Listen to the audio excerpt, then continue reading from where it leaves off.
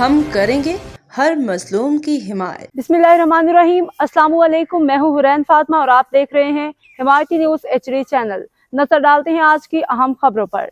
इस्लामाबाद मुल्क भर की तरह महाना एडजस्टमेंट के तहत बिजली सस्ती कर दी गई है। कराची के बिजली सार्फिन के लिए 4 रुपये 3 पैसे फी यूनिट, जबकि कराची के सिवा बाकी मुल्क के बिजली 50 फी यूनिट सस्ती की गई है। नेपरा ने महाना एडजस्टमेंट में बिजली की कीमतों में कमी के नोटिफिकेशन जारी कर दिए। नोटिफिकेशन के मुताबिक बिजली सार्फिन को एडजस्टमेंट के तहत कमी का रिलीफ जुलाई के बिलों में मिलेगा।